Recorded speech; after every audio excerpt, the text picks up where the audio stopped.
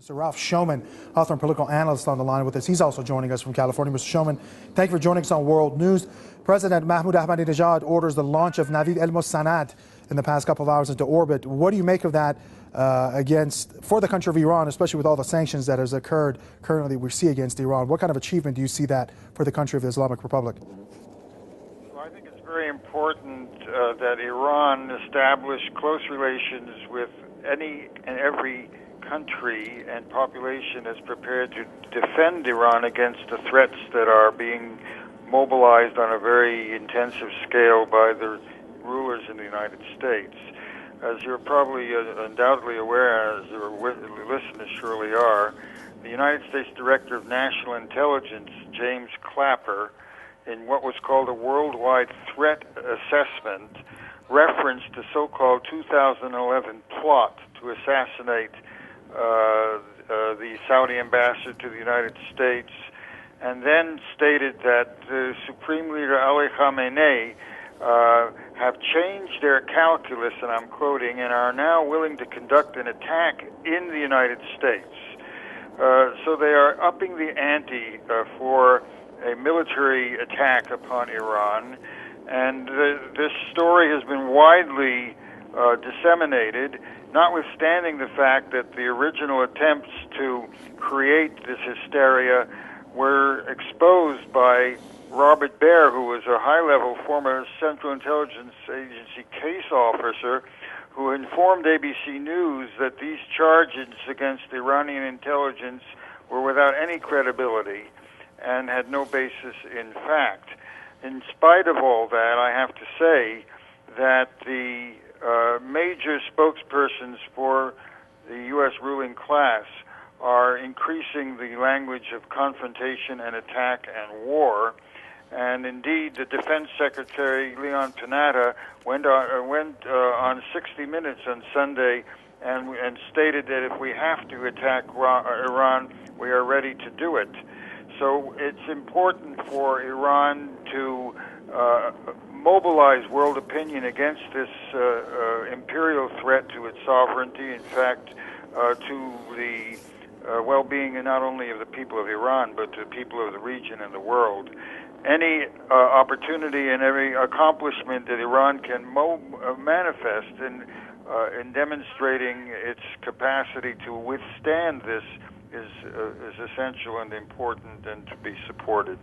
I should further point out that the journalist Andrea Mitchell on NBC described what I mentioned before about Clapper's report of a presumptive plan for a strike on the United States by Iran, talking about turning things on their head.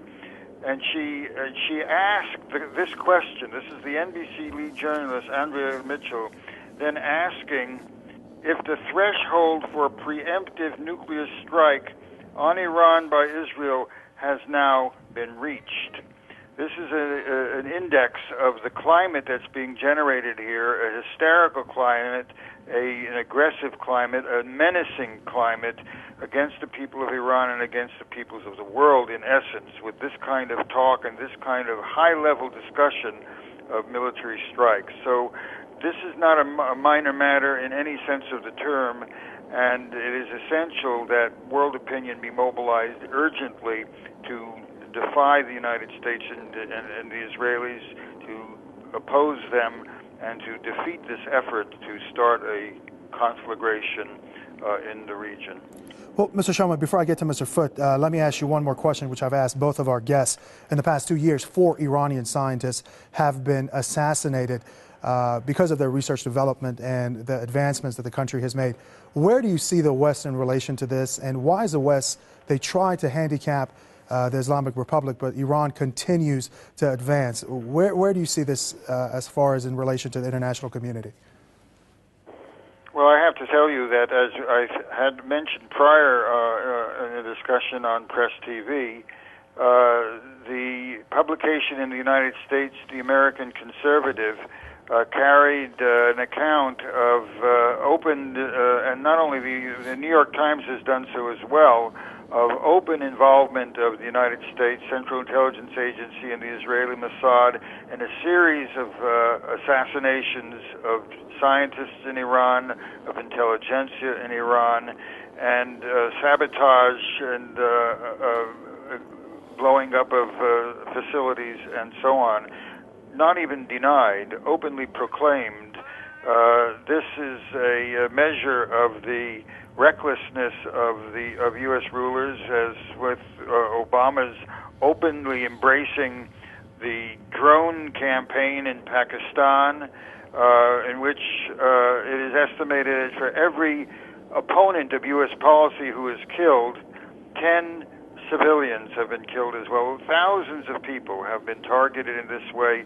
Openly now, Obama has publicly embraced these drone killings, and it is linked intimately to the recklessness with which they discuss the assassination of Iranian scientists, the acts of an aggressor, of a reckless imperial predator, which is what the U.S. ruling class is in the world today.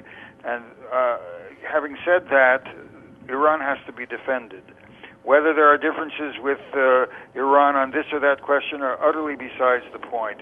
Iran must be defended, the people of Iran must be defended, the people of the region must be defended, and these war aims of the United States and Israel must be soundly obstructed and defeated. Mr. Shuman, you mentioned Iran must be defended. Let me ask you a question. How do you see this as far as the West's reaction to this latest development achievement by Iran, especially with the sanctions that are occurring? Iran puts another satellite into orbit. Where do you see West's reaction to this?